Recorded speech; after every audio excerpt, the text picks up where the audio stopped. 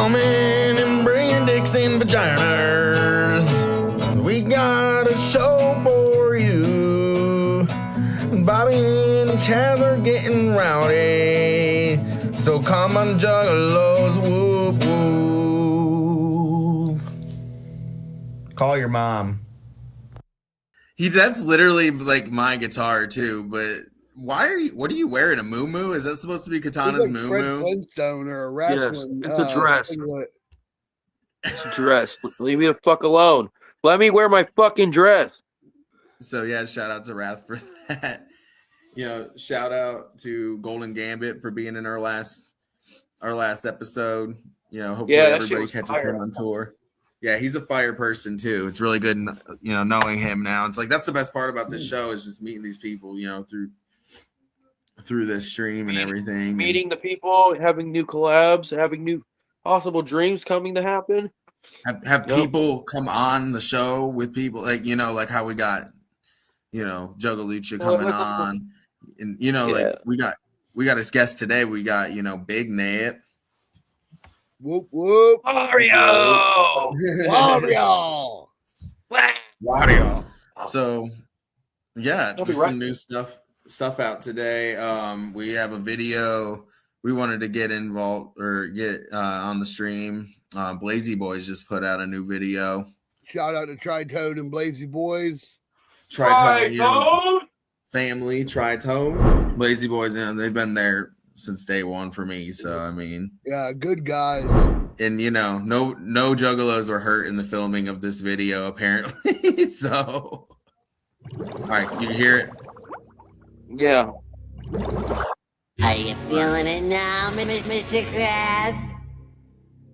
Hey, you feeling Mr. Krabs?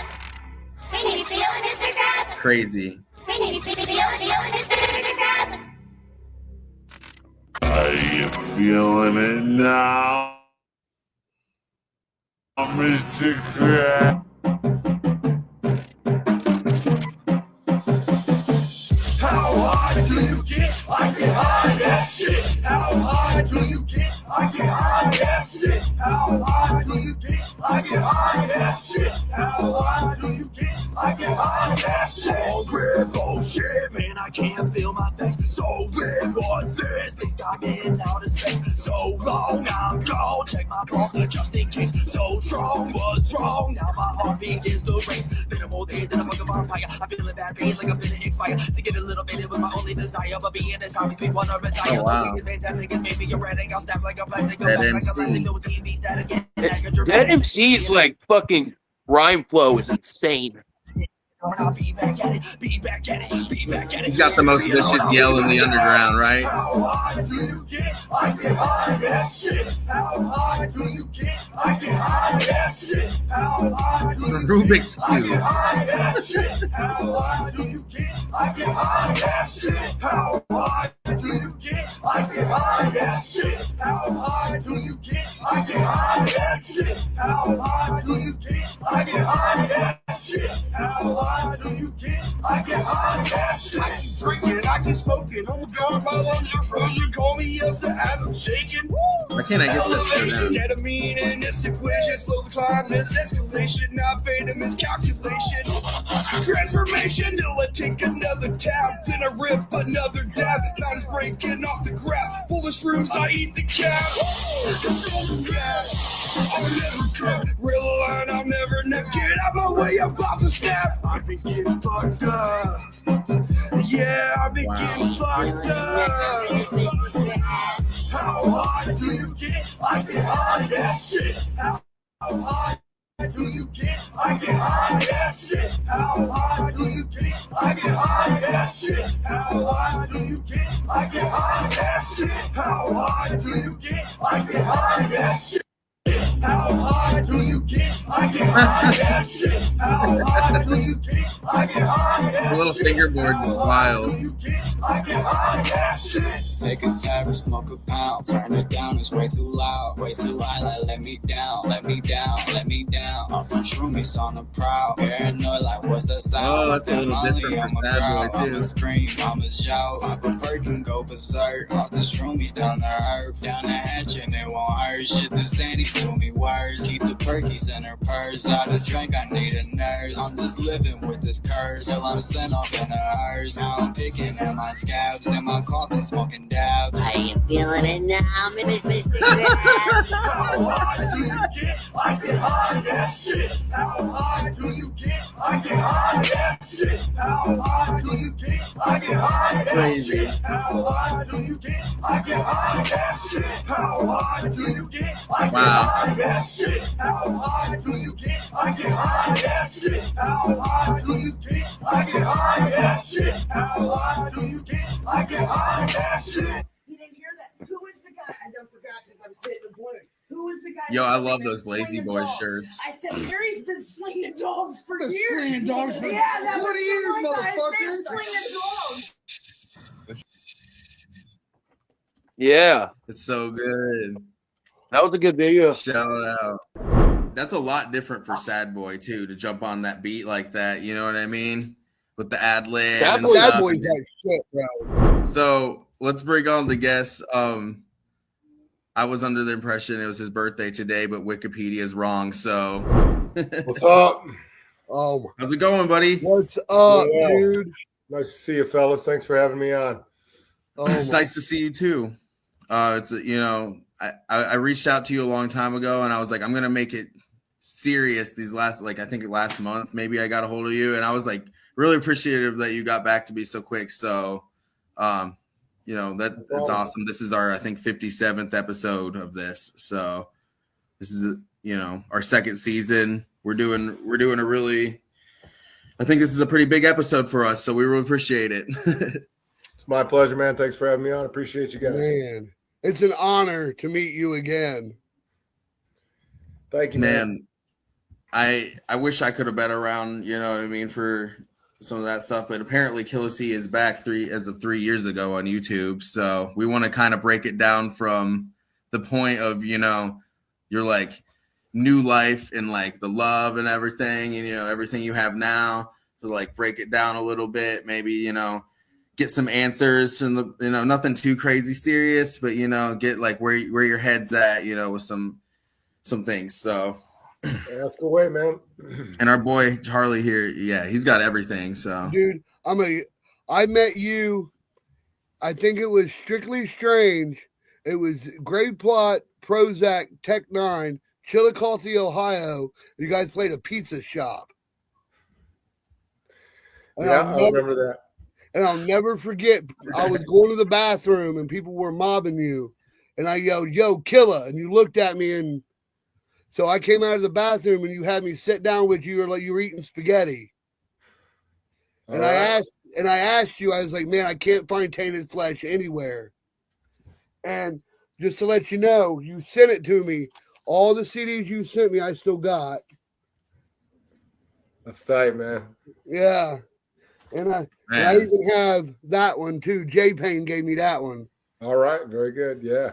it goes from like gang related stuff to like you're just like dressed up in like a nice shirt. You know what I mean? That whole thing is like, you have to talk about that you've had to talk about it with students before, I'm guessing. Oh, pretty much he's talking from going to this okay to that.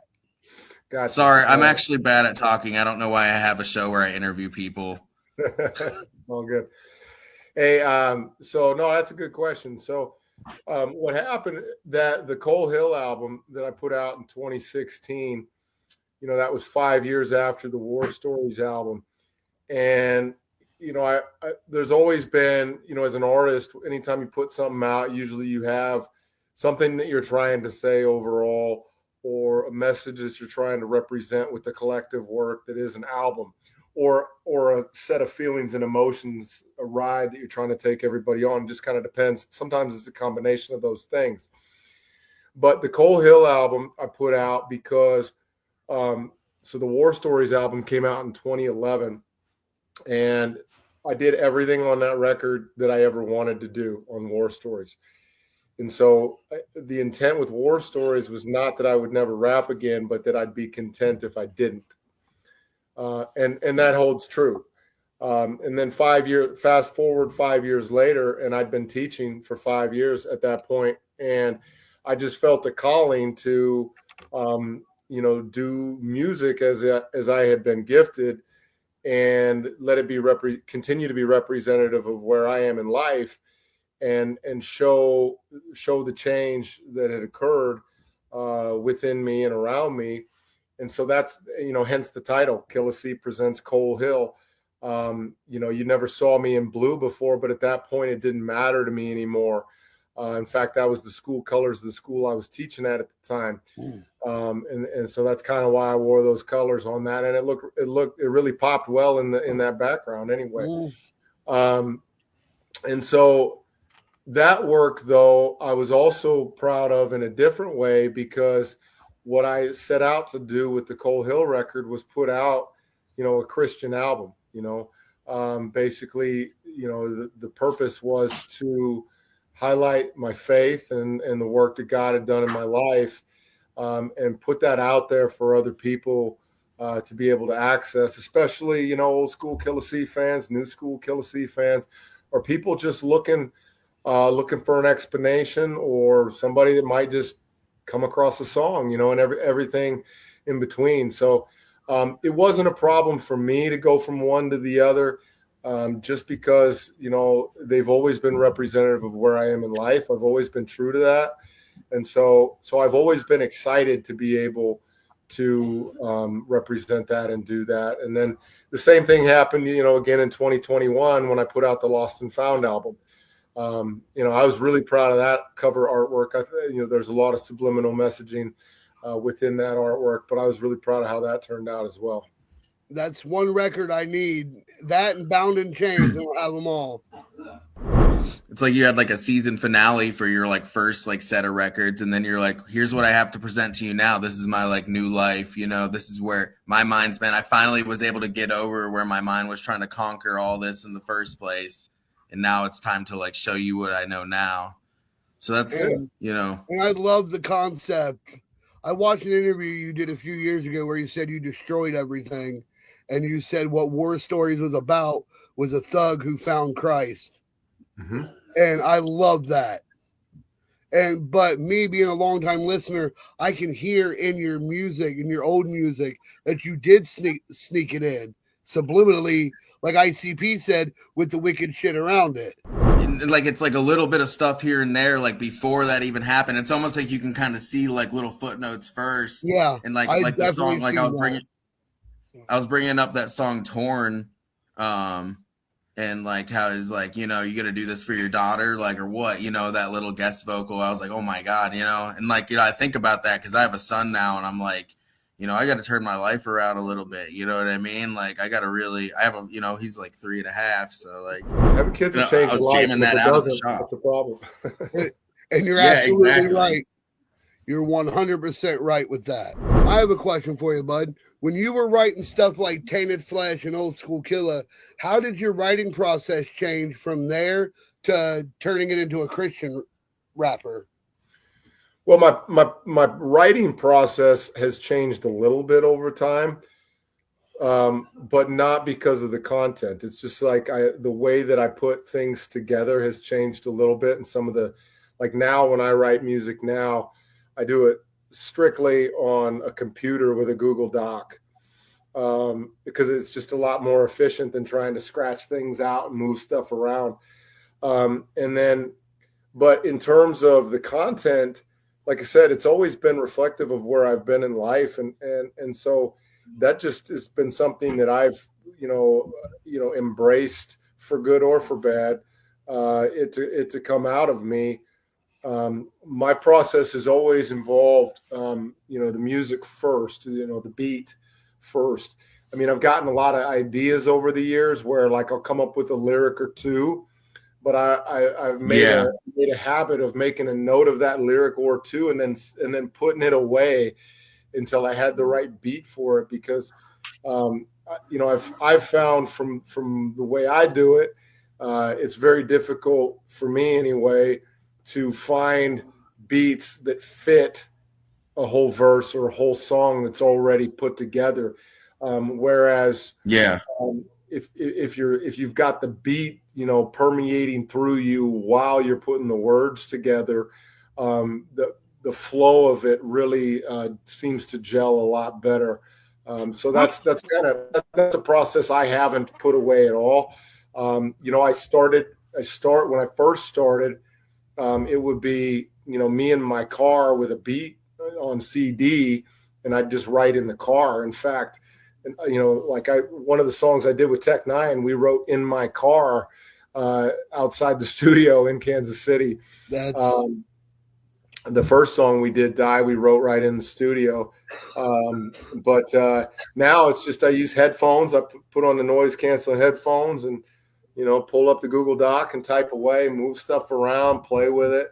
And that's just kind of the process for me, the mechanical piece of it.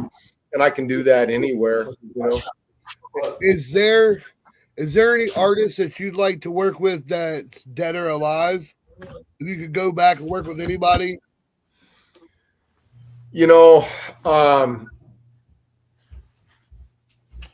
From a rap perspective, and this is kind of a cliche answer, but I have to give it because it's true. I'd love to work with Tupac. Oh yeah, the way that the way in which he captured what I refer to as, and what he referred to as, thug poetry, and the intelligence with which he delivered. A lot of rappers over the last many years, the lyricism, it just isn't there. And I've always tried to be a lyricist first. And what I mean by that is I don't ever really say nothing. Like, you might not like what I'm saying, you might not like how I'm saying it, but I'm saying something. And that's something that Tupac was a master of.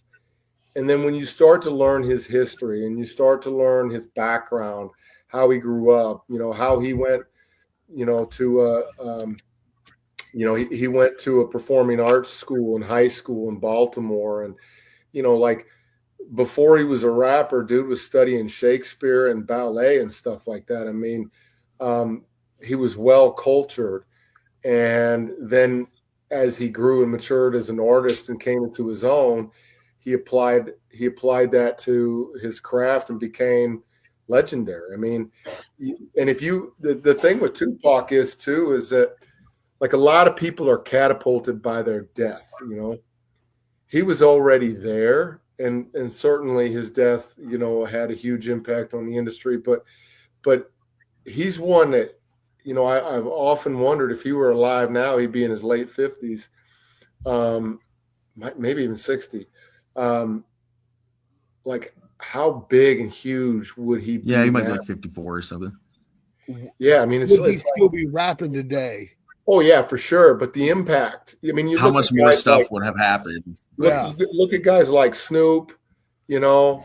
I was going to say DMX. Oh yeah, I did get to meet DMX once when he did the tour with Tech, and they came through, and that was a huge honor for me because I was listening to DMX before I even thought of picking up a pen. I know every Christmas I always play that DMX where he does Rudolph the Red-Nosed Reindeer. I play that every year, dude. So I have a question. Yes, sir. So when the Juggalos got classified as a gang, how did that affect you professionally? Well, are you referring to the fact that the Rolling Stone used my picture as the cover piece for that article? Yeah, they did. Yeah, that's what I wanted to know. Like, how did that affect you Keep this guy away. I called my mom. I said, "Mom, I'm in the Rolling Stone." It was funny because I was driving to work like just a month ago, and my mom's like, "Hey, send me that article about you in the Rolling Stone again. I can't find it." And I'm like, "Okay." That's funny. That's cool. Here's the thing, man. I have a view on that, and some people will be pissed, and some people will agree, and that's fine. I don't care. I'll tell you how I feel about it. there's truth to it. And you, first and foremost, I mean, not every juggalo's a gangster, but like when I look back at what I was and what we did, I kind of refer to the group of people that I was closely associated with and that we interacted with as we were kind of like the 5%.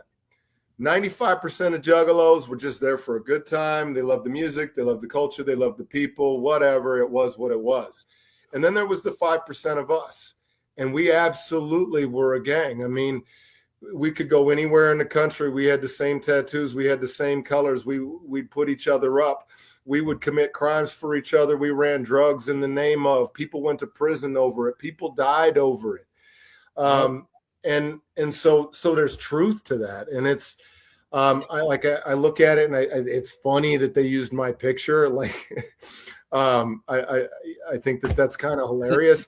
I understand why Jay and Shaggy went and testified against that. Like, but in the same breath, you know, songs like ABK's, You Might Be Gang Related. Like, I mean, that was a banger and it's true. And like, if you're going to put stuff out like that and then they turn around and classify you, I mean, when they declared us a gang, dude, I had so many friends that are like, "Oh, I ain't rocking my hatchet no more." Blah blah blah. Me, I puffed my chest out. I rocked my hatchet harder. Like you don't understand. And it's by FBI definition. So they have like markers of what how they classify gangs. And juggalos in classification and getting that classification meet more of the markers of gang classification than many actual street gangs that you would identify as a street gang. And so that's part of that. And again, you know, for most juggalos, it's not. And then there's people that are offended by that. And, you know, it is what it is. But I said what I said. I'm not the one that did the classification, and I'm not the one that took the photo. I was just there at Red Rocks posing. Right. No, I feel that 100% because there are street gangs out there that are just strictly juggalos, doing crazy wild stuff. The other thing that's interesting about juggalos as a group and you know, the undercurrent or the underground part of it that does attract, you know, criminal activity and whatnot, is, you know, they kind of look at, you know, juggalo culture as a hybrid gang, because like, you know, and I haven't been to a gathering in a long time, but there's certain things I doubt have changed much. I remember hanging out with Bloods, Crips, Gangster Disciples, Latin Kings, and it wasn't no big deal. And they were all juggalos. And for those of us that had you know, the juggalo part of us, that actually came first. And so that was something that I always honored and was honored by, you know, because it was, you know, it had that hybrid component that made it different, you know. But, you know, so none but love for juggalos. That's all. Have you kept up since you've been out of the scene? Like, just looked and see where juggalos were, what they've been doing? Not really. You know, when my career as an artist started to take off, I was more focused on what we were doing than anybody else. And so I was heavily focused on that. And I knew what was going on just because I was participating in it. But since then, you know, my life is different now, and it's never been better. And so that's just not something that I follow. You know, if I come across something, I pay attention. But for me, that's a part of my past. I don't run from it. I remember it well, and I remember it, you know, with fondness and repentance, you know, depending on what it is we're talking about. But it's what I see that it is now is quite a bit different than it was 25, 30 years ago. I'll tell you a couple things. So me being old school, you know, and I mean, full disclosure, I don't refer to myself as a juggalo anymore, and that's not a knock at anybody. I'm just not, you know, but as someone who was an old school juggalo, I couldn't imagine being a part of something in which juggalos would listen to Eminem, right? Or Twisted would be off on their own. Like, if you'd have told me that back in 2002, 2004, like 2006, like, no, like that's a whole different world. Like, what alternate universe are you living in? I don't want any part of that. Like, those were foundational, core elements that the juggalo part of me, I would have never been able to accept. And I know that sounds weird, but there's a part of the juggalo mentality that was closed-minded to certain things, right? And like, those are some of the things that back then I would have been very closed-minded to. So like, if you would have took the old juggalo me and put him in a time machine to today, I would have probably been pissed. It's a great idea for a movie. Juggalo Time Machine. I love it. Oh my God. Somebody's going to make it. And I tell you what I do love. Every so often you're watching something and it's like a Family Guy episode or American Dad. And there's just like they do something like, there's the one where I think Klaus the fish, he's painted up like Violent J, and there's like a 10-second ICP clip on the American Dad. I'm like, yeah. Like, yeah. I think my favorite one is probably the Workaholics show, is when they had the whole segment of going to the gathering and stuff, and the accuracy of how they did that. I was like, man, it really makes me feel like I was there. Do you have any stories being on the road with Tech 9 or Blaze? Because I know after Strictly Strange, you went out on the road with Blaze. Mm-hmm. Are there any ones that you haven't told? Actually, the Blaze tour, I think, was before the Strictly Strange tour, to be honest. Okay. That Blaze tour, yeah, the Blaze tour, we started that off in 2008. Yeah. And that was crazy because we got that call kind of last minute. And I called LA and I'm like, hey, dude, we're going on tour with Blaze. Time to go. I'll meet you in Detroit. We started that in mid-January, I want to say, and we did about 30 shows, or we did I think it was like 28 shows in 35 days or something like that. And it was a real winner that year. And so we started in Detroit, and second or third night already we were in Buffalo, New York, right? And I had never been to Buffalo before. And so my one time in Buffalo was a real Buffalo experience. There was 2 feet of snow on the ground, and it was cold as hell. And I'm from Montana, so like I can handle cold. And it was the first couple days of the tour. Everybody on the bus got sick. Everybody on the bus got sick right away. And everybody on the bus, on that particular tour bus, was a skeezy scumbag. I mean, like, everybody was dirty. Half of everybody was smoking constantly. So like, this bus was just, it was a chimney going down the freeway. You got like a spit bag. Everyone's just and nobody would clean the bathroom. And we had this redneck bus driver named Rusty, and like, he was literally a card carrying member of the KKK. So like, when you have a tour bus, like the tour bus company, they just send you a driver. It's not like they give you like this magazine where you can pick which one you want. Like, oh no, I'll take the Nazi guy. No. No, like, so we're halfway into this tour, and me and LA are sitting at the front of the bus, and we're just messing with Rusty because he was fun to mess with, and we didn't know. And just out of the blue, this dude is like, because he talked about being from Georgia, and just out of the blue, he's like, I'm a card carrying member of the KKK. And no bull, man. He pulled out his wallet and he pulled the card out and he handed it to me. And I looked over at LA and I showed it to him, and because LA, he doesn't like look it, but like, he's half black. Yeah. And I was just blown away. And so that was funny. Anyways, on that tour, so Rusty the Klansman bus driver, he wouldn't clean the bathroom or nothing like that. So like, you had to put shoes on to go take a piss.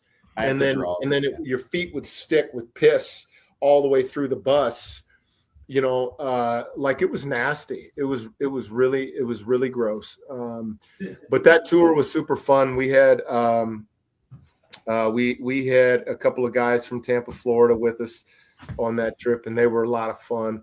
I said we got sick right in the beginning, and that was tough because we were all like wicked ill for like 2 weeks. And so the first couple of weeks really sucked. The best part for me, outside of the shows, was my birthday, which was the middle of February, and we were in Tampa Bay, Florida, and it was 90 some degrees, and there was over a foot of snow on my doorstep back home, and I'm walking in a tank top to the beach, and I got sunburned on the top of my bald head, and I was so happy to get a sunburn. I mean, it was just awesome. But you want a story from the trip? Here's one. A couple weeks later, we're in Omaha, Nebraska, and it's back to winter. So it's just snowing like crazy. And we pull into this where we're going to perform for the night. And it's this club. And then right next to it at the parking lot, across the parking lot, is this old bar. It's middle of the day. It's like 3:00. And I'm like, I did my sound check, and I'm like, I'm going to go sit at the bar and drink. It's cold. It's snowing like crazy. And it's just me and this other guy in the bar, right? And then this linen delivery truck, like towel delivery truck, pulls up right in front of the bar. And, big box truck, towel delivery truck. And dude leaves us running, right? Dude leaves the linen truck running because it's cold and it's snowy, right? And he's got his little cart and he's wheeling towels into the back of the bar. And I look over at the guy sitting a couple chairs down from me, the only other guy in the bar other than the bartender. And I look at him, I'm like, dang, dude, you could just jump in there and steal that truck. And he did. Like, he ran out the front.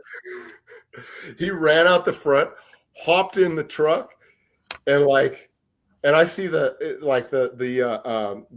driver come running out after him, and just if you were to steal like a UPS truck, it's like you might get something good, right?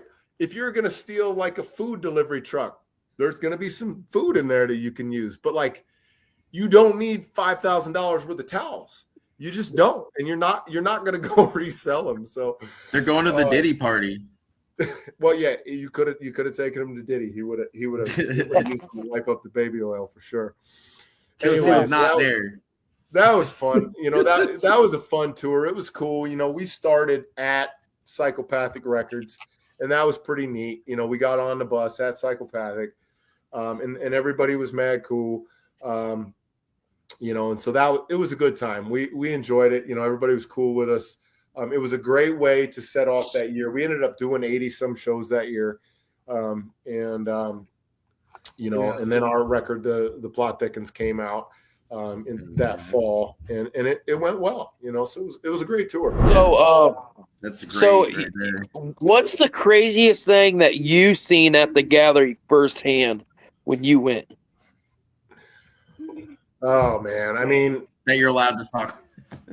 So I went to the first 6 gatherings on my own, and performed at various stages each time. Mm-hmm. And then Psychopathic brought us out as Grave Plot to come to the 8th one, and that was the last time I was at a gathering. But oh man, when people would ask about what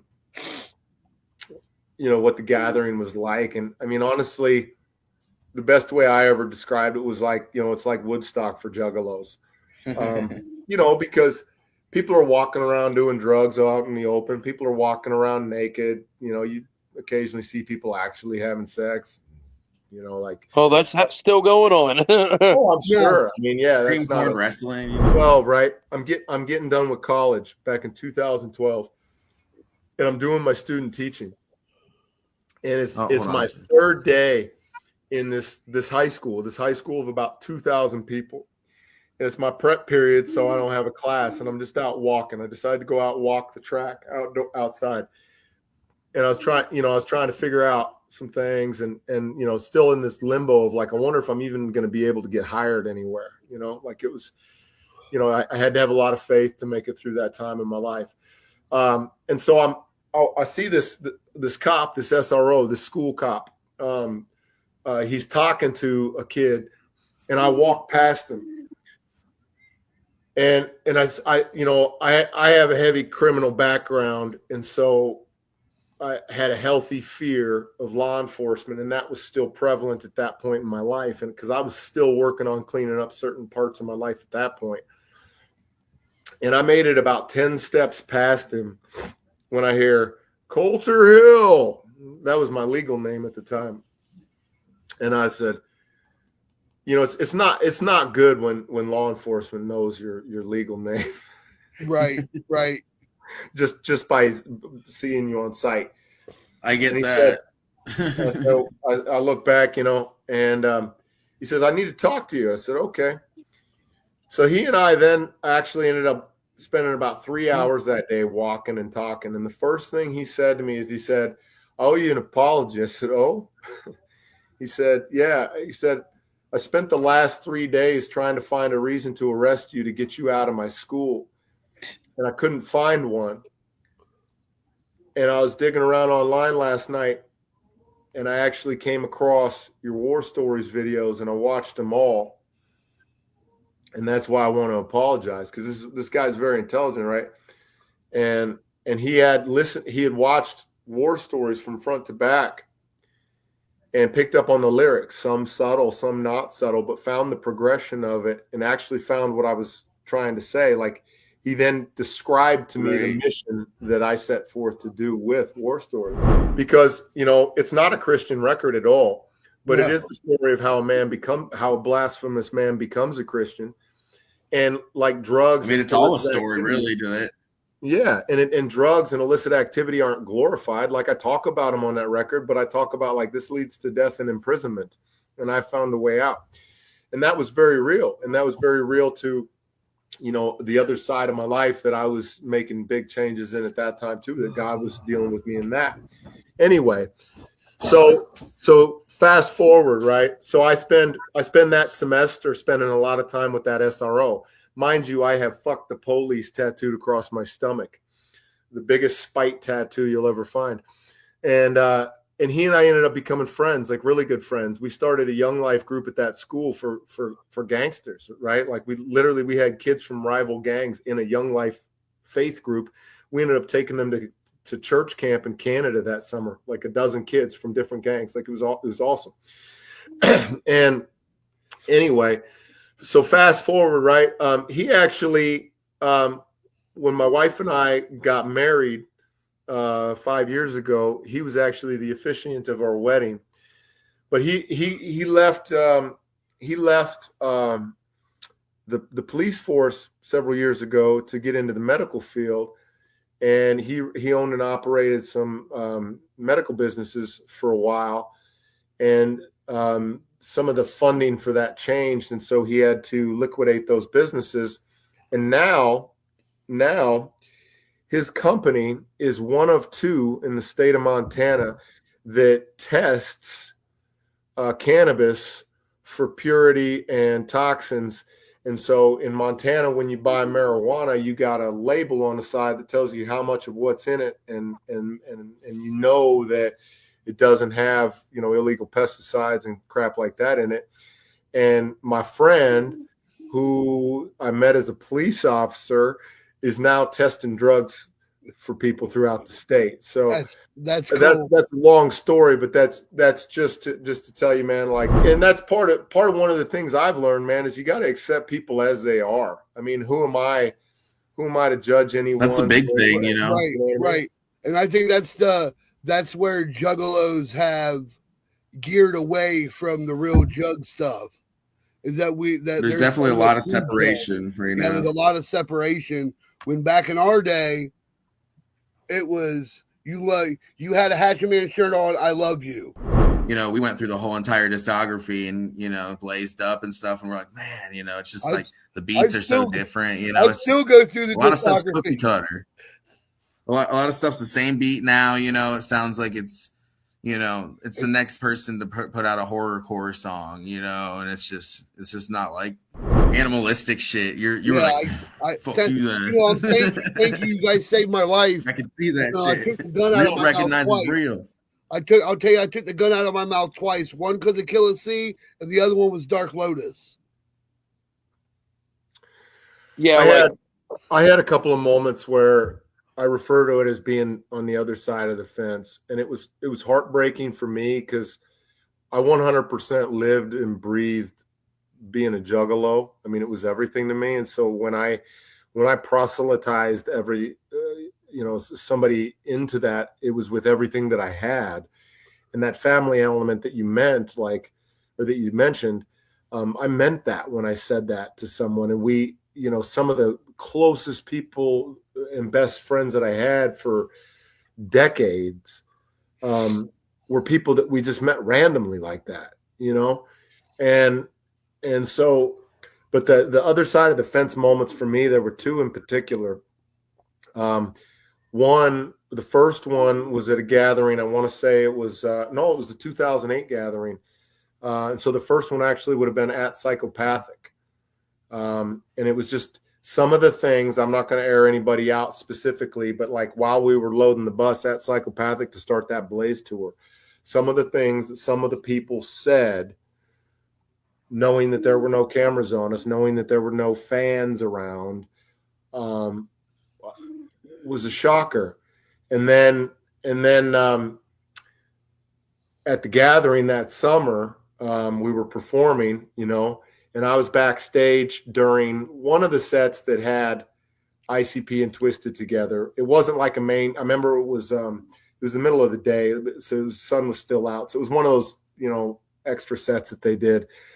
And I was standing there with Jamie Madrox, and there was speculation at the time that Twisted might join Strange, and so there was a lot of speculation about that. And so I was actually talking to him about that as a possibility.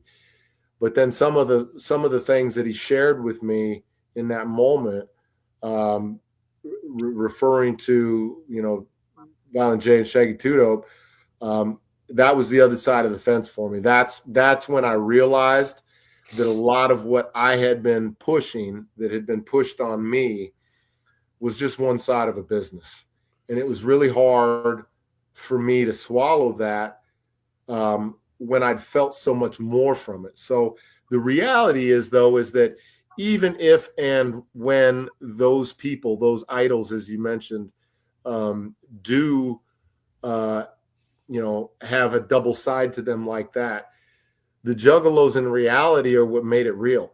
You know what I mean? Like, it might not be real for some of them, but the juggalos actually made it more real than they ever intended it to be. And that's true. Right. It's also in some ways very dangerous. It just depends. I mean, when I say it's dangerous, it's like, sometimes you get somebody that's so impacted by the music that they latch onto the wrong part of it and do some things that are really bad. Right. Right. Like that, right. That Sam kid or whatever, where he went home from the gathering with that girl and murdered her whole family. We had one in Montana a few years ago. Just a wandering vagabond juggalo was hitchhiking across the state, and he was in western Montana, and went into somebody's house and chopped them up, the whole family. And it's like, why do you do that? And that's a shame, man. Now, I'm not blaming anybody, okay? And I've been just as guilty of writing and performing those lyrics. But like, on one hand, I say, why do you do that? But then, like, look at the music we put out. The violent lyrics and all that. Everybody has that in them. Was that you getting that out of you? So, not didn't happen, but where? Okay, I'm thinking. Where you was like, where you talk about putting the dude in the back of my Blazer, pop the clutch and raised on up out to and you thought that out, so you didn't do it. Like, I don't know how I'm trying to word this. Well, So a lot of the stories I told came from different places. Some of them were parts of my past. Some of them were parts of the past of the people around me. And some of it is pulling story together to make you feel. And that song you talk about on Tainted Flesh, Confessions, that's a song that I actually get goosebumps when I listen to it. And in fact, you talking about it, like my skin's standing up a little bit right now. There's only a few songs of my own that do that to me, but that's one of them. But you brought this up, and I'll share this with you. And this might not be a popular perspective, but this is something that I've wrestled with for quite some time, and I've come to some epiphanies in my time. And this one I think is most profound for my own growth and development. And for many years, I identified as Killa C, and that my name was synonymous with Killa C. That's who I was. I mean, it's tattooed on me. It's what I did. And when I did that, I set out to be the worst of the worst. I mean, that was kind of the goal from the beginning, and I got darn close. Anyway, but as I look and study and reflect on my life and other things, what I realize is I took a God-given ability that got better over time because I practiced it and rehearsed it and all that. But what I allowed to influence me, what I named as Killa C, was actually an entity that was essentially my mouthpiece, something that I stood behind, that in reality was inherently evil, and was encouraging me to spread that evil, glorify it, bring others into it, proselytize people into that as well, and cause a lot of hurt. And I did all of that, thinking that was part of me. Because you even say that in one of your songs, I done a lot of dirt, made a lot of hurt. Yeah. Yeah. And so it's funny, man, because when I write lyrics like that, they're the easiest to write. The wicked stuff, the evil stuff, the nasty stuff. And I've really started to reflect on that, because I have a new album that's one song away from being done. And I haven't worked on it for a couple of years, actually. It's been sitting at 12 tracks for a couple of years. You just kind of it'll just come to you, and you're like, that's the one. It's going to fill the space.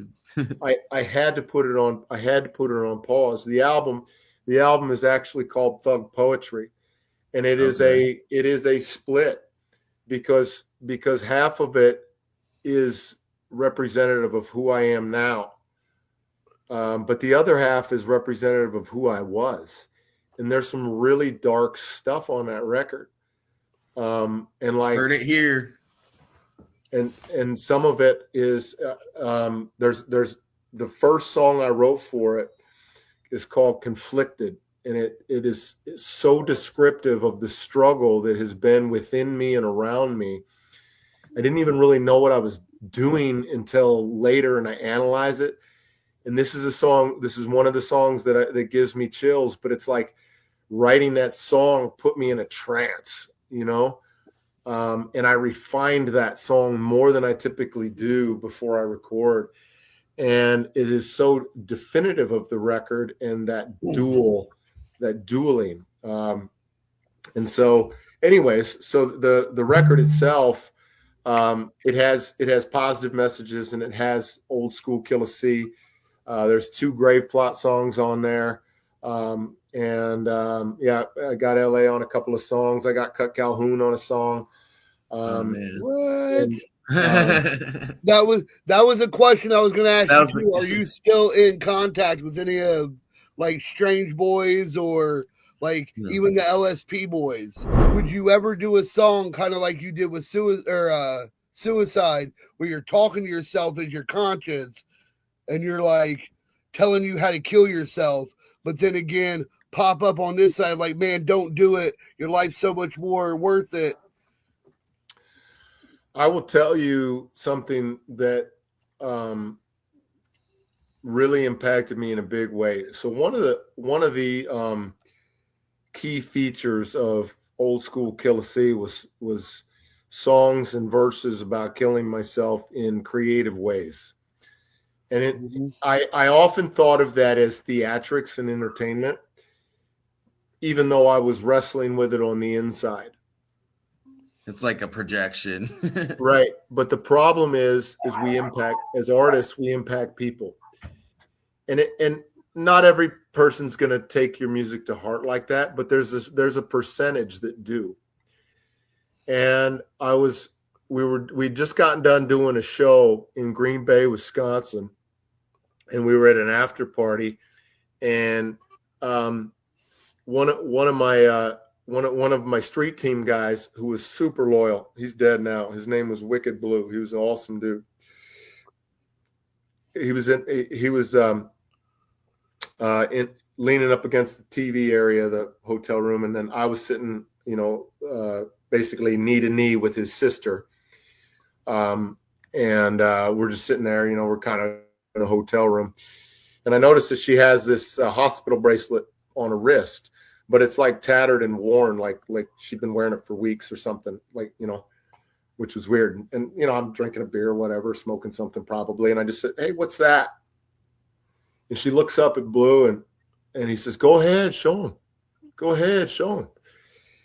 And so she pulls up her sleeves, and both her wrists are still stapled together the long ways. Like she still has staples in them. And she's not saying anything, but she's giggling under her breath.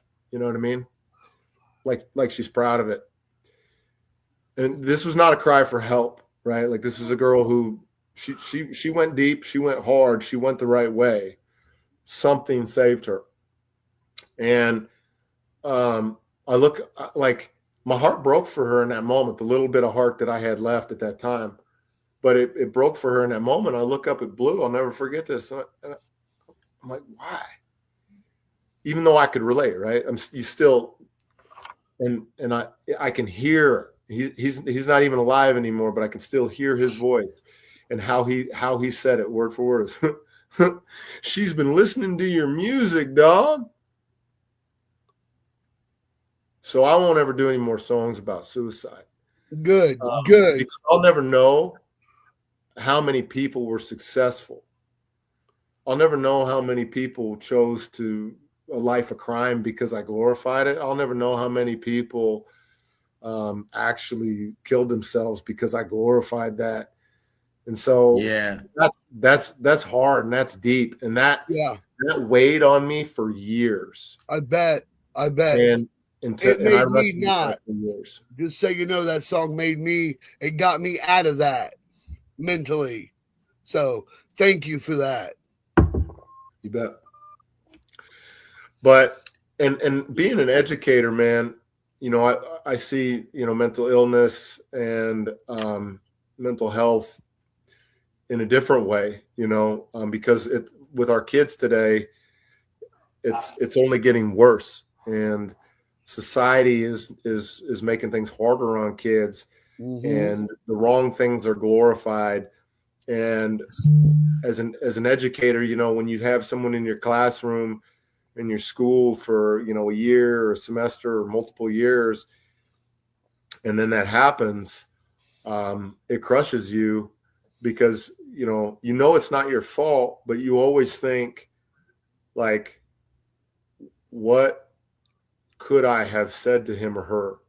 In fact, my first suicide was when I was student teaching at that school I mentioned to you. Angelina Economou, I'll never forget her. Sweet, sweet girl. She was a junior in high school. Wonderful girl. I mean, I remember assigning history projects to her and her coming and making her projects and she had a guitar and she would play the guitar with about history. Like it was just, she was a beautiful spirit. And that summer she was in a rotten relationship with the boy, and that's what pushed her over the edge.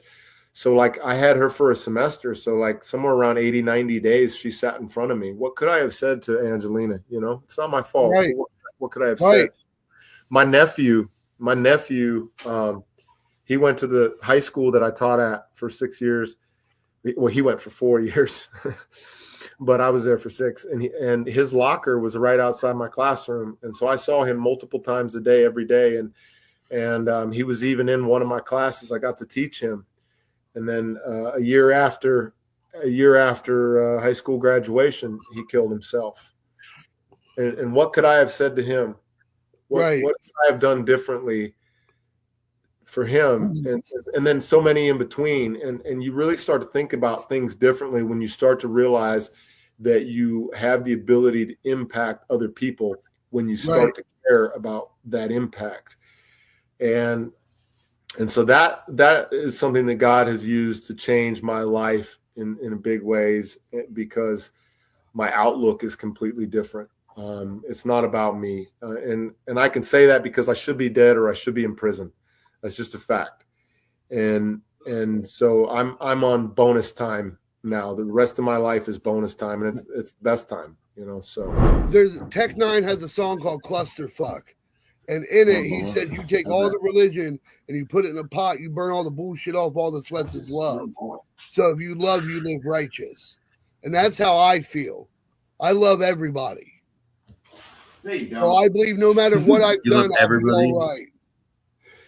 So the one thing that I would say to that is something that a mentor shared with me is everyone, whether they want to admit it or not, whether they realize it or not, is religious. Everyone believes in something. Yes. Even agnostics, they're putting their faith in something. One of my favorite things that I like to share that is actually not in the Bible, but it could be because it's biblically true and relevant, is just the phrase that the greatest trick the devil ever pulled was convincing the world he doesn't exist. Because back in the ancient world, miracles were tangible. You could watch.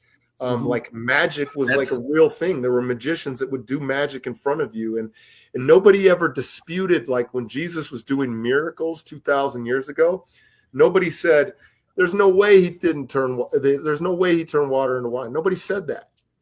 They didn't question whether or not he did what he did. Magic. They questioned the equation whether or not, of the unexplainable. Yeah, they questioned where the power came from.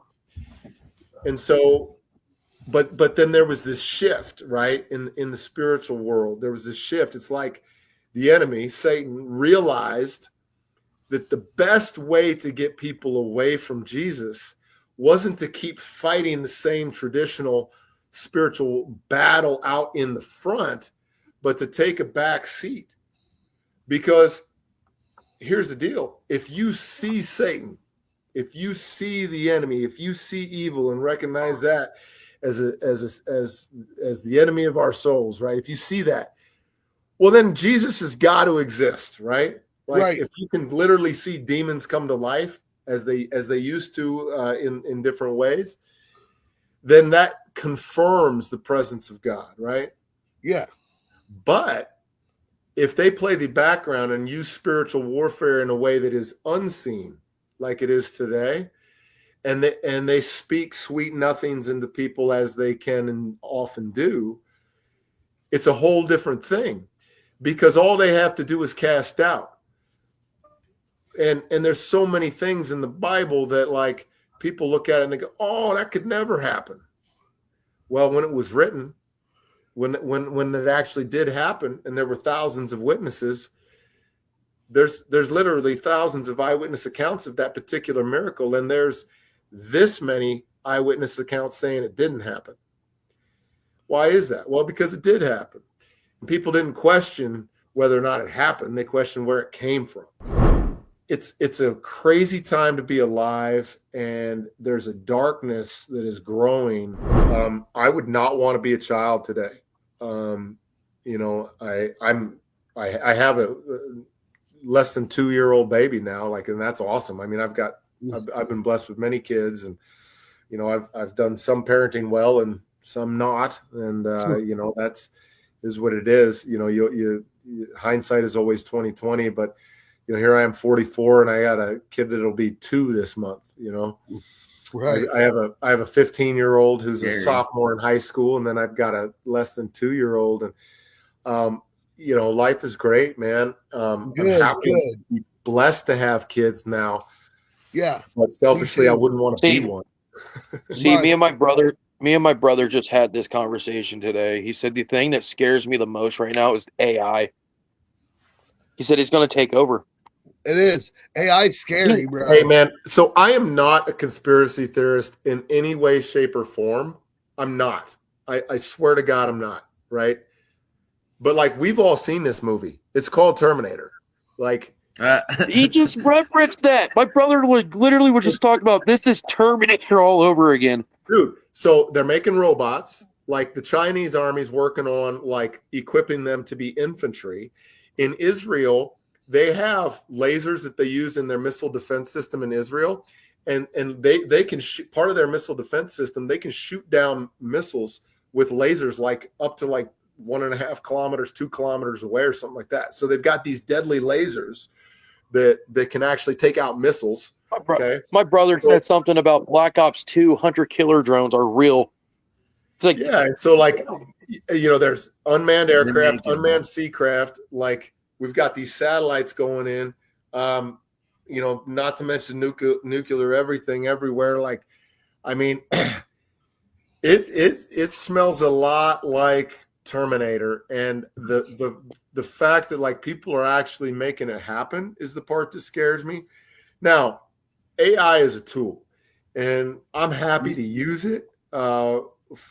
You know, like in work, like in my job, there's a lot of stuff that I can do that it makes my job better and quicker and more efficient, as with any industry. And there's a lot of cool stuff you can do with it too. Like the best way to get good recipes, ask AI. Yeah. There's some stuff in Idiocracy that is like very accurate to what's going on the other side of things today.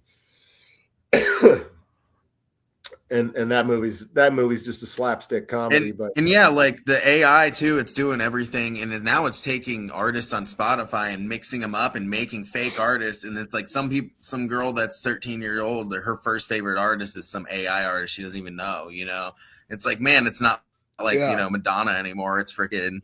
And I think that is wrong. And I think that is wrong. And I think that we shouldn't allow that. And I think that it's there's definitely it's a problem, because art is part of a human expression, and for us to give that to machine is dangerous. I mean, you know, you look at what Michelangelo did, and honestly, a machine couldn't do any better. That's a high point in the history of art, you know. But like, you can stand in front of the Pieta. If you go to Italy, you know, that's the statue carved of Mother Mary holding the body of Jesus. And it's larger than life.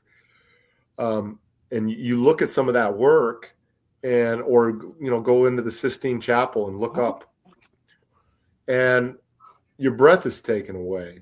Right. And so and that's what art can do. It moves people. It makes you think. It transcends time and genre and domains, and to just give that to a machine that doesn't have emotion and can just snap it out, I think is wrong.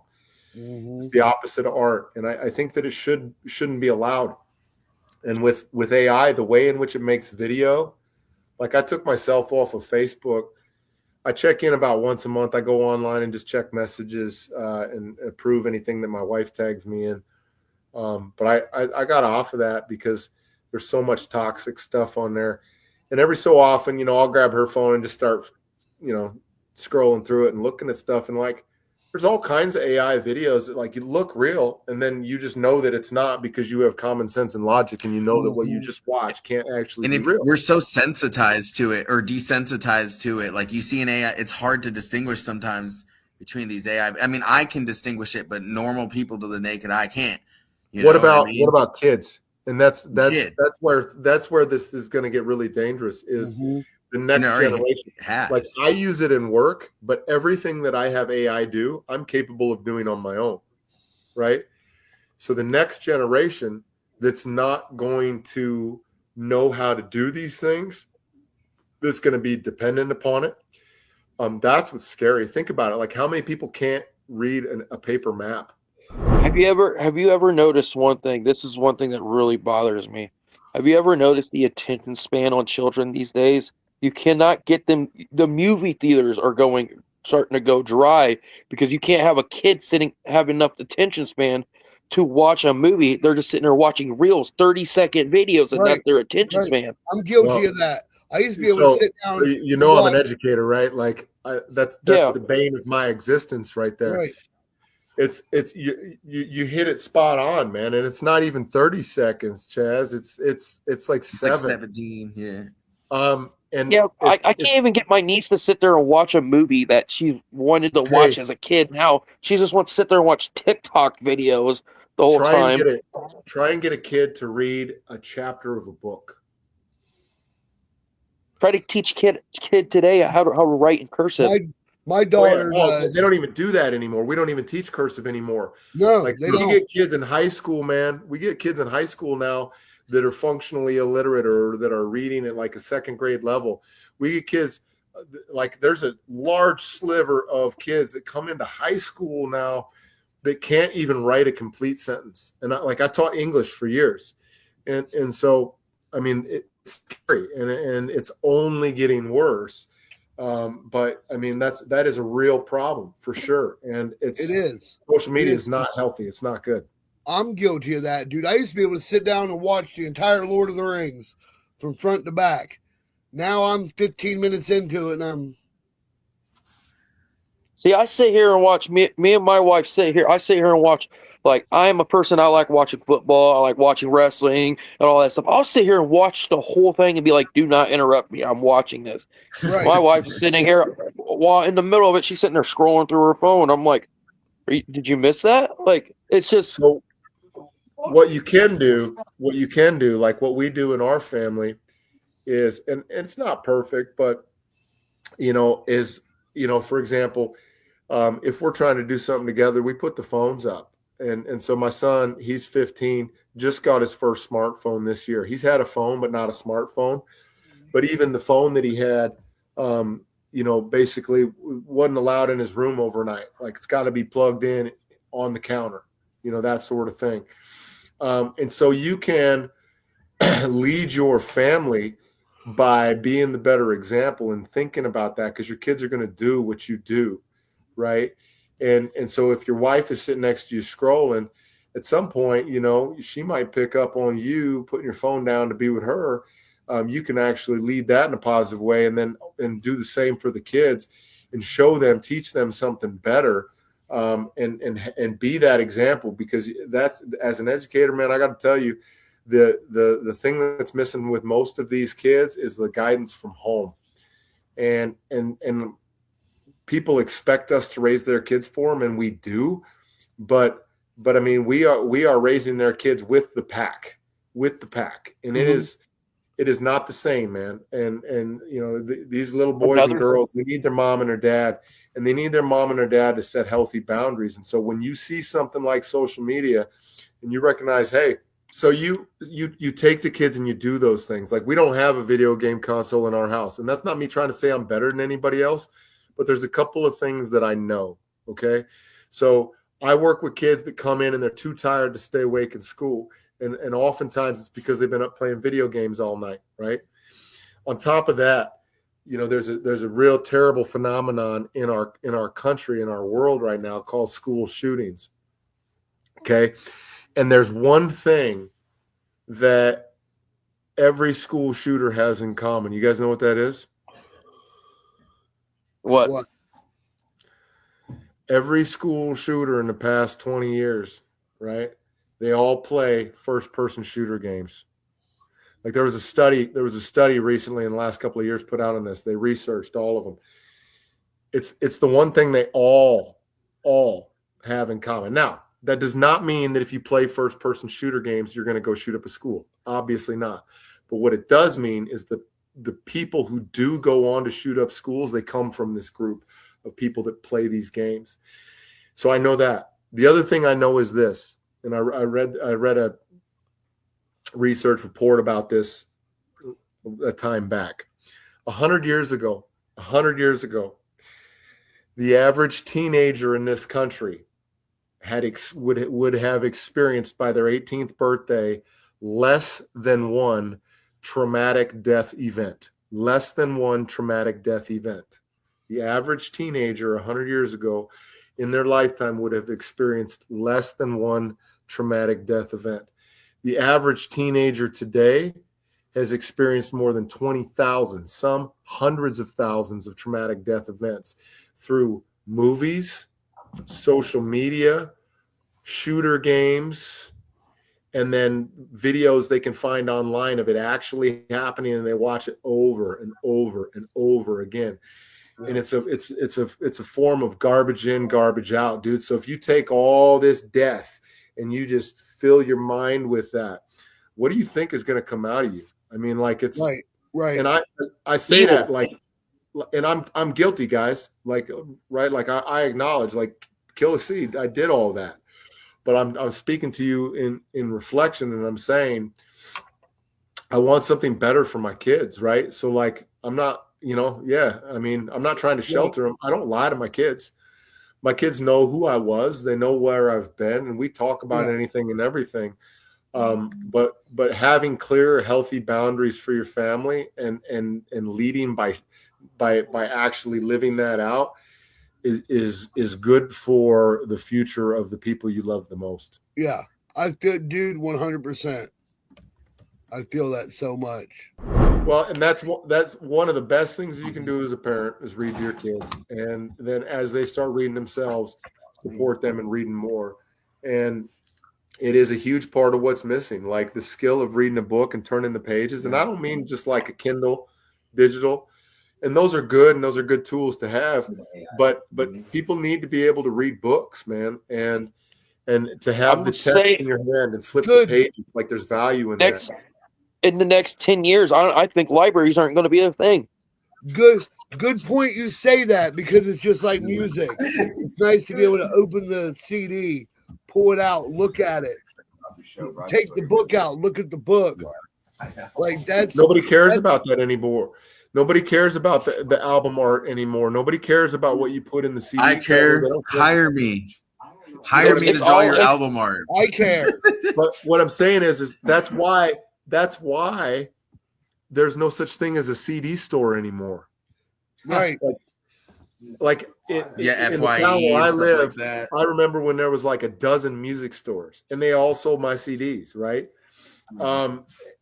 And now there's not a one, right? Like it's changed so much, and the digital world has tools in it that we can use, but it is a double-edged sword. And I've said it often. If I had a button and I could make the internet and technology go away, I'd push that button. If there was a button where I could reset, no more Bobby and Chaz show. It's gone, I would push it. Like, my mind is already made up. I would make it go away. Technology, internet, it would all be gone forever if I could push that button.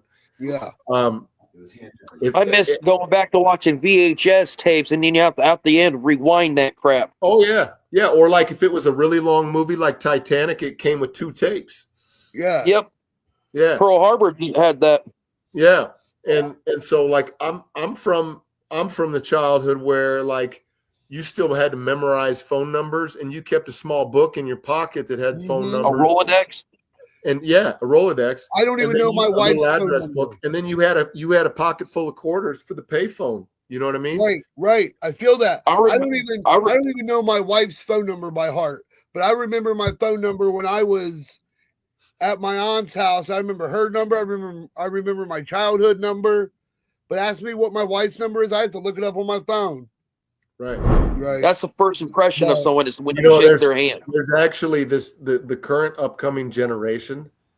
There's like this thing where a contingent of them if they'll even answer the phone, they won't say anything first. Right? Like they'll answer the phone and just wait for you to talk. And like you're waiting for them to say hello, because like that's what a real human being does. Yeah. You know, but like they're waiting for you to talk because they're afraid to start the conversation, even though they answered the phone. Like, well, I noticed, like, I went to this girl's house to meet up with her, and I saw, and I was like, yo, let's hang out, smoke real quick, whatever, you know. And then she's got like 6 kids, you know, when I get there, and they're all in the window. Like, I knocked on the door, and a kid called the cops on me. They had a cell phone. He was probably like 5 years old. Called the cops on me, bro. It's like, why don't you answer the door and see what's up, you know? Like, I have a couple other questions for you. Let's do that. We birdwalked like crazy today, didn't we? Yeah, we did. Yeah, we did. Did Psychopathic ever reach out to you to try to sign you? No. Oh man, they should. You know, and how did you get the deal? How did you get the deal with Strange? So there's 2 parts to your question, and I'll start with the first part. And you know, there was a time in my career where I dreamed nothing more than to be on Psychopathic and all that, like most Juggalo artists do. And you know, that just wasn't in the cards for me. You know, I did all the contests, I did those things, and the fatter whack and all that. Yeah, I did those things, and that just wasn't in the cards for me. No, there was never an offer or a reach out or anything like that. Now, I mean, could that have been different had I not been with Strange at that point in my career? I mean, it's possible, but I mean, I was very happy with Strange, and we did a lot of great work with Strange. Yes. Basically, I met Tech Nine at Red Rocks the first time he performed there. That's actually the day that my FBI picture got took. And so I met Tech that day, and I met Travis that day, and then we spoke on the phone shortly thereafter and set up our first collab, which was Die. And so I worked it out with Travis and Tech to go down to Kansas City and record Die. And we did that. And that really put in motion, you know, my whole relationship with Strange, which set it off, because a couple of things happened with that. There was a producer working at the studio that was the engineer on the original take of Die. And I think he had some animosity because when I came back, I started working with Rob Rebeck, and Rob was not available that day. And that's why we went with that other engineer. And that engineer had success. He'd done stuff with Bone Thugs and all that. I mean, he had platinum plaques on the wall or whatever. But for whatever reason, this guy took it upon himself to leak that song, Die. And so Die came out like a year and a half before it was supposed to, and because he leaked it. He put it on the internet. I was pissed. But what happened is it went viral, dude. Like, it got like a couple 100,000 downloads in like a day. I mean, it was viral like overnight. And like, I was the first that I'm aware of our genre to do a collab with Tech. I think you were. And it was huge, dude. It was big. I continued working on Tainted Flesh and making it as much of a masterpiece as I could. And so that whole time I'm working with all of Strange and developing that relationship. And that whole time back then they were touring in vans, 15 passenger vans. Yep. And we were touring in cars right behind them.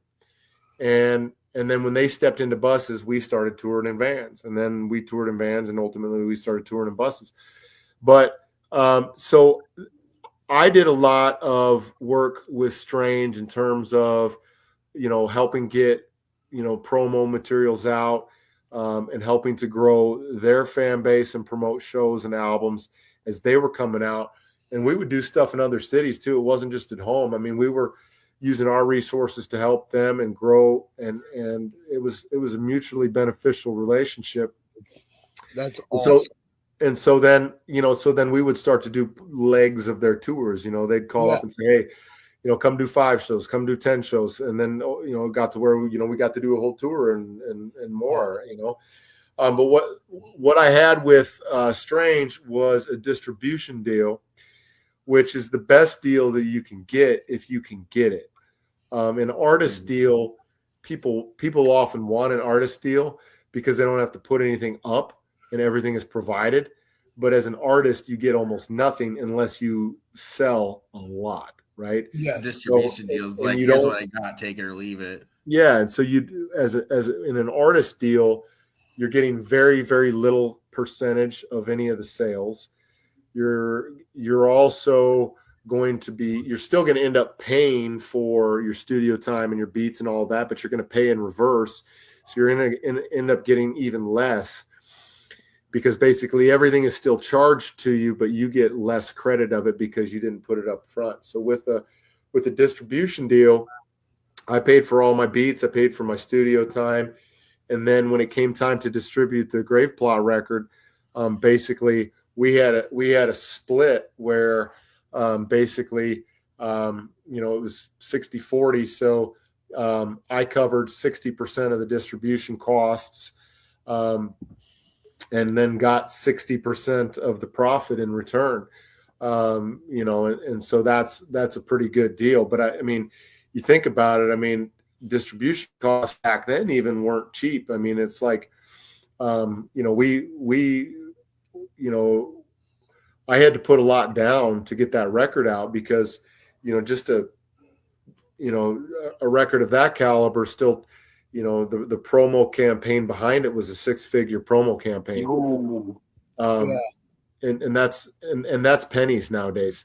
I remember back in those days. So let's rewind to $2008, and we're kind of looking at the options of things, right? And this was the thing that was kind of eye-opening for me, right? So like you'd walk into Best Buy and so whoever the big artist is, right? Like they'd have an end cap. Right. Yep. And so that end cap was their CDs on the end of the row of all the Best Buys for that weekend. Right.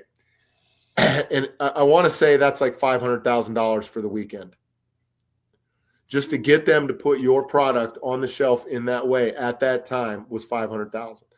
And then like the Sunday paper, back then Sunday paper was a thing. And like to be on the front page of the Best Buy ad on a Sunday, if your CD was this big, that was $50,000. Right. So we didn't do that. Like we spent, over $100,000 in promo on the old fashioned stuff. Like, yeah, we had a little ad here and there. People knew that it was there, but we put the bulk of our money into samplers and flyers. And yeah. See, nowadays, there's a thing called DistroKid. Boom. Everything's out now. Puts it on every platform. Right. Yeah. And that's great. I still use CD Baby for my stuff, and it'll hit every platform if I want it to. But that's great. But the difference is DistroKid, CD Baby, whatever. That doesn't make it sell. All that does is put it on the shelf or put it as an option for people. Now the industry has changed. You still have to do the thing that makes people pay attention and purchase. And nowadays that's video. When people say, "What's the number one thing advice you'd give a new artist?" It's, well, don't bother putting out songs unless you're going to make meaningful music videos. Mm-hmm. Because it's the video is what sells it. And whether you like him or not, whether you agree with his content or not, the best example of this is Tom McDonald. Tom McDonald, I was thinking that's exactly what I was thinking. Like Tom McDonald is like, whether or not you like his music is irrelevant. Whether or not you agree with his message is irrelevant. He is hugely successful, and he has literally done it on his own with his wife and a couple of his buddies. And another artist is Dax. He does it with a middle finger to the industry, and he actually makes the Billboard charts to the point where they arguably might be manipulating algorithms against him because of his success. And what is he doing to do that? Video. He doesn't put anything out without a video. And right. He puts video out every week, and he's real to his message. Right. He's real to his message. That's what I was going to say. Like just like Enoch. And you did that with War Stories. You made. I loved. I wish every artist would do that. Drop the CD and then the videos for all of them. So with War Stories, there was a lot of things that I wanted to do that I hadn't done yet. And like I wanted to create an album that I didn't say a single swear word on. There's not a single swear word on War Stories. It was the first time I ever did that. And I've told people that, and they're like, "No way." And I'm like, "Yeah, go listen to it. There's not a single cuss word on the whole record." But then there's other things. Like I wanted there to be a video for every song, so you could put the DVD in and watch the album like a movie. And you can watch the album like a movie, and then that's how you get the whole story of it. There's a couple of tracks on there that are meant. So like Everybody Move, that was like my response to, the catchy stuff that you would hear on the radio. Like that was my way of saying, hey, I can do that better. You know what I mean? Like, right. And even with Castaway, how it was the kid that got thrown in jail, and then I love that. Yeah, and that was a fun one to film too. We actually went, and part of that video was filmed inside an Old West county jail that's now a museum. Oh, that's dope. Yeah. All right. That's cool. That's cool. This screen freezing thing is crazy. You gotta do it from the heart too. Like people can feel that shit. Like when you go to a show, like you said, like Nasty Eggs, like a good performer. Like when we had him on the show, he's like, I'm a great performer. Like that's my thing. Or like, you know what I mean? Like people like that are like real into the crowd. Like See. Let me throw you an example out there. The greatest crowd performer like to the time right now, I'm gonna say SON. That man puts his heart out. Oh on yeah, that dude. stage SON shows, man. SON's like that man. You could just tell he gives it his all. And that's what he did when I seen him, dude. Him and Liquid Assassin on stage together in unison, bro. I actually hit Liquid Assassin to get him on the show. Yeah, I talked to him a couple days ago. Yeah, I would love to have him. I actually sent him an email. I have a good one for you there. Who's the most famous person in your phone? That I still have a contact for? Probably Tech, I guess. Tech. That's what's up. That's what's up. And when LA and I were on stage, you brought that up. There was some stuff that we did for theatrics that I tried. I wanted it to be live. I wanted it to be enjoyable. I never really was ever fully comfortable with myself in terms of like my stage movements because I just don't really have rhythm. And so I always like a lot of times I'll see some of those old videos. I'm like, man, I look terrible up there. So we would do other things. And there are two that come to mind. Like, did y'all ever see LA Shoot Me with the Shotgun? Yeah, you did that on stage at Chillicothe. And then I would come up with all the blood out. Yeah. And then we would do the song Welcome to the Land. And the fun part about that is I would leave stage and he would do a solo verse. And I would be at the back of the crowd with my mic and I would start rapping. And people would be looking around for where I was. And I'd just start pushing them. I'd be doing this because I'd be walking to the stage. And I'd be doing this. And you would see people, it would part. And people would be like, oh, man. And I loved that part of the show because it got the crowd so involved in what we were doing. Yeah, because I'd go all the way out. Sometimes I had to go outside, like it just depended on the venue. And I'd have to run sometimes because I'd have about 45 seconds to get to where I had to be for my mic to be in range for it to work. And so we would do stuff like that. What's crazy is when we were doing that in Reno, Nevada, this girl stole one of my nipple rings. And you gotta keep a ring in, or otherwise it helps. So like I'm on tour trying to find a piercing shop so I can get another ring in my nipple so it doesn't close up while I'm on tour. So that sucks too. This girl steals my nipple ring, and I was the one on that tour that I was the one on that tour where I was drunk first, and so I was always the one that was passed out in the bunk first, and that was kind of by design. At that point I wasn't really trying to bang whores and all that, but in Reno that night, man, the girl friggin' cut. He let the girl on that stole my nipple ring, and he let her back in, and she's literally naked trying to crawl into my bunk. I'm elbowing this girl, get the hell out of here. It's just, she's about to try to steal your nipple. She tried. She didn't get nothing but a nipple ring that night. She didn't get nothing but a nipple ring. She tried for a heck of a lot more, but she didn't get nothing more. And I wake up, I'm yelling, get out of here. And I opened the bunk door, and Cut's sitting out there drinking a beer, and he's just got his smile and his gold tooth, and he's just laughing. What up, Killa? You, Melvin. Right. I love that dude so much, man. I've had some good conversations with him, and he's one of the guys that I'd say when he puts something out now, I follow it and I get it because he's got a real message, and what God's done in Cut's life is nothing short of miraculous as well. Yeah. And I would definitely plug that. And the music he puts out now, stays true to his roots and who he is, but has the grace of God all over it. And so Cut is someone that I would also give a shout out to on that. I mean, he's someone that the song I did with him that'll be on my next record whenever that comes out. That one might actually be a single that I put out a little sooner rather than later. We'll see about that, but it's good and it's positive and really good. So, anyways, good stories, good times. Good.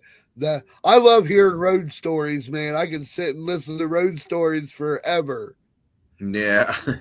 Well, there was another time. And I probably shouldn't tell this story. But it's the Bobby and Chaz show, so why not? Yeah. Nobody else is here, right? No. So same tour, same bus. And mind you, everybody knew that I passed out first, right? Also, I always slept on the very bottom bunk because, we had a triple stacker, and the higher up you go, the more the bus sways. And so I didn't ever want to be sick, and I never wanted to fall out. And if you're on the bottom, you can't fall out. So I always took the bottom bunk. As a rule, I always preferred the bottom bunk. So I wake up to the sound and smell of somebody. I won't say any names, but he did have a gold tooth. Just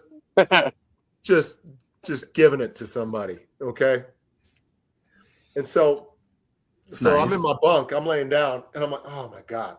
And I'm like this, and I take the curtain and I look up, and he's like this on top of the bunk, okay?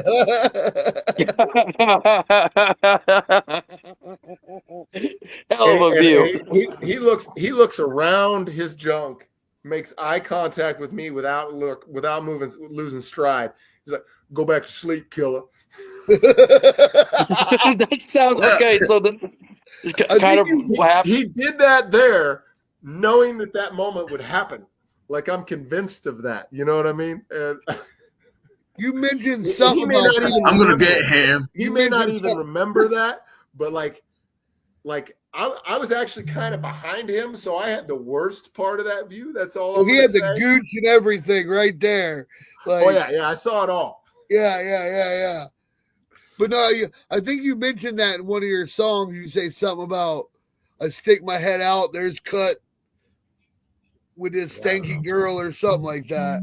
Yeah, I don't know. What made you stop doing all the gangbanging and stuff?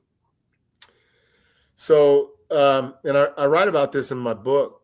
I put out a book in 2020. It's on Amazon, and actually you can get it on we're gonna ask the one that reads it. So, oh, yeah? The book's called From Crime to Christ, Thumbprints of God in the Life of a Criminal. Yep. And so there was a day in 2008 in between tours where basically God got a hold of me, and that's where I had to make a decision to either finish dying or hurry up and start living. And I almost died that day.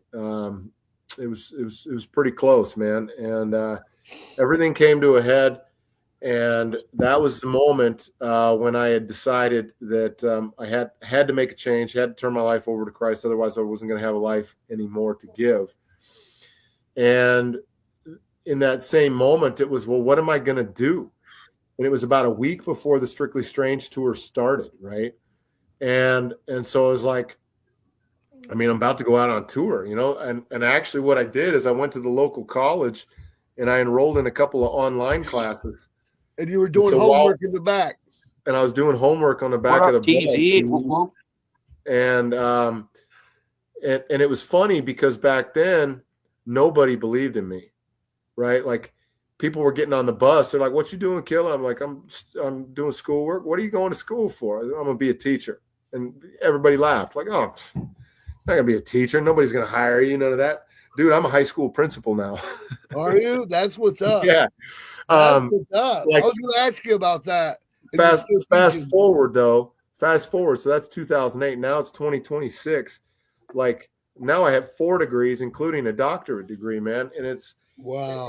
It's a testament to what anyone can do if they have the faith needed to make the changes that are necessary in order to, have that growth in your life. And for me, I needed to have faith in God. Like, I mean, that was the only thing that could change my life, that could save me, was Christ. And so I'm very thankful for that, because I wouldn't be here if it wasn't for that. And then that faith gave me the ability to see my potential and tap into that and rely on God to help me through that. And so that's why I am where I am and why I'm able to do what I'm able to do. Good. I'm proud of you for where you were to where you came, dude. You're doing great. Thank you. So I got a question. So when you see kids come in your office for acting up and stuff, and you're like, I've been there, I know what stunt you pulled, I've done it already. You're like, I bet you could like debug like why they're doing it, and like empathize like what is the root of the problem a lot more. Well, I've been there. I mean, I was a troubled kid myself, and so I can certainly relate and have empathy, and I definitely try to. I think that's a big part of my job. At the end of the day, I'm still a school official, and the kids still recognize that.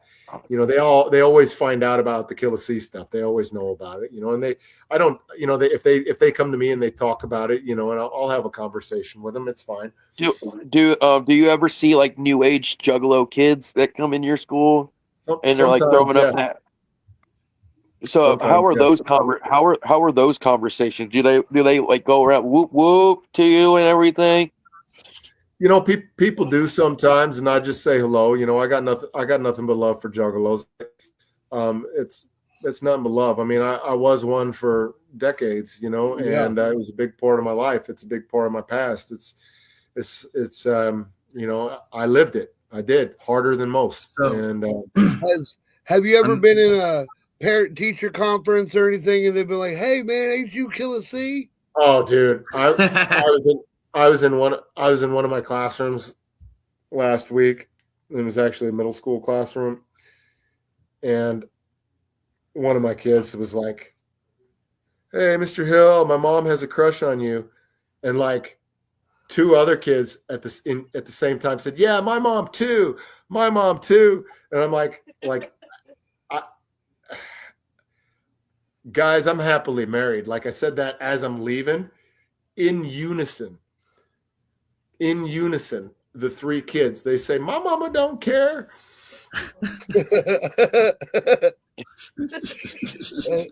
like I have that's the funniest thing I've ever heard. I have students whose parents are fans of old Killa C music. I mean, that's what it is. Have you ever signed an autograph to a parent yet? Like parent brought in an old album and be like, "Can you please sign this?"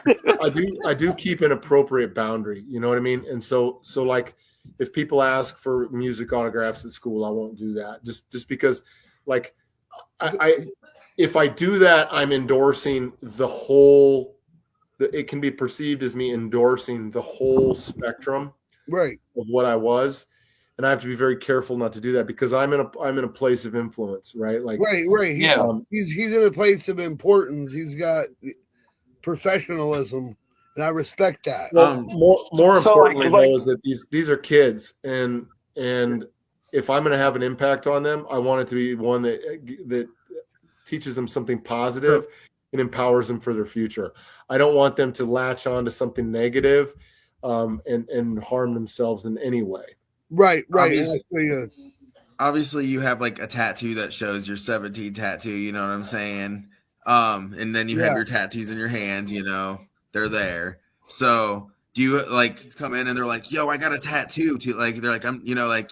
Do you think they're like, you know, influenced to get tattoos and like other stuff like that by your like what you've done in your past? You know what I mean? Do you think they're influenced by you? Like, I don't know. like I mean, they're so common now. Tattoos are so common now. I mean, it's like there's like when I first started teaching, I was the only teacher with visible tattoos.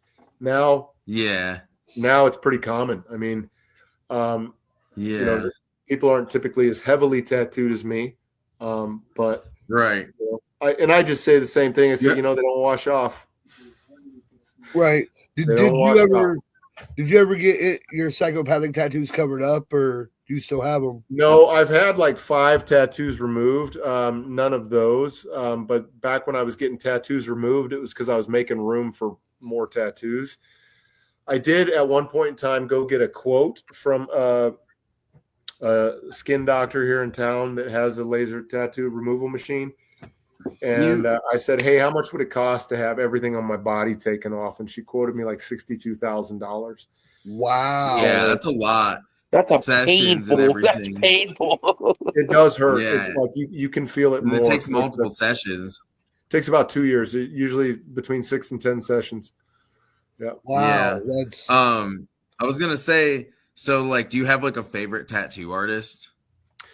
Actually, you go to, or actually, I haven't gotten a tattoo, and the last tattoo I got was the one that you saw me get in the War Stories video. okay. Done On your leg. Yeah. And that guy, Little Vinny, Dave McAuliffe, at Eternal Ink, he's done every tattoo on my body. I've only ever been tattooed by one person. That's cool. That's dope. I'll keep that in mind. I'm gonna check them out. That's cool. Yep. Yeah. Hey guys, I kind of got to get going on to my next thing. It's been fun talking to you, though. Yes, cool. I got one more thing. I got one more thing to ask you before you roll out. Yeah, please. If you can say anything to anybody right now for a good message, what would it be? If I could say anything to anyone